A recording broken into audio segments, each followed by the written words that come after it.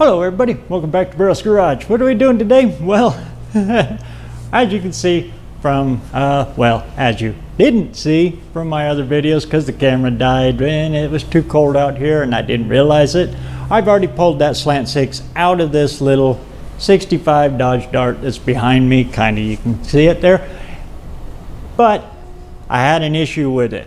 Number one, she's locked up solid. This engine is toast, totally toast. Probably not even rebuildable. It's just too far gone and it will not come free. I'd have to get in there and beat the pistons out, and well,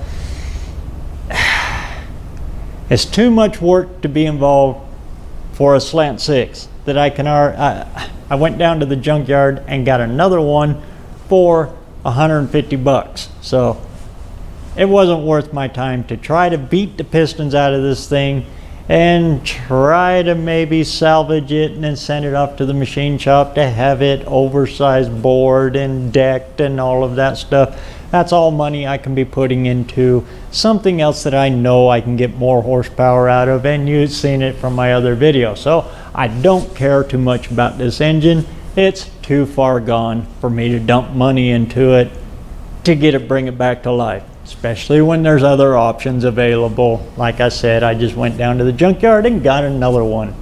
Anyway, so how did I pull that engine? And it was still stuck to the automatic transmission that was in there.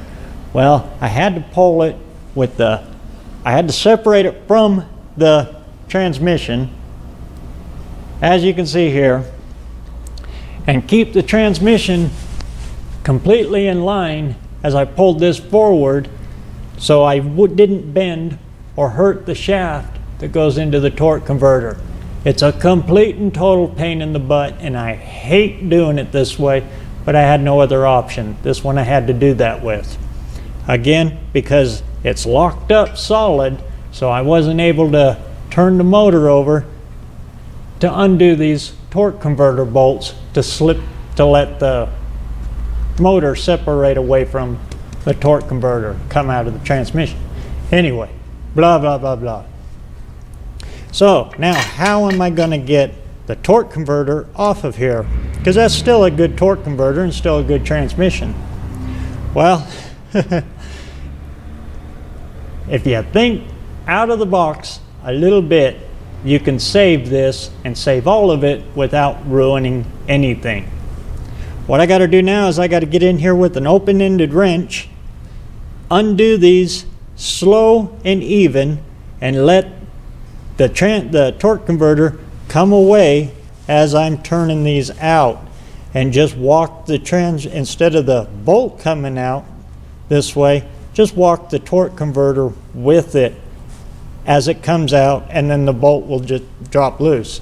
I got to do that on two of them. The other two I can get a hold of, no problem. They're in a spot where the bolt will just come out. Kind of a pain in the butt, but take your time doing it.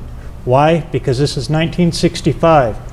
This torque converter is probably way overpriced now to get a new one.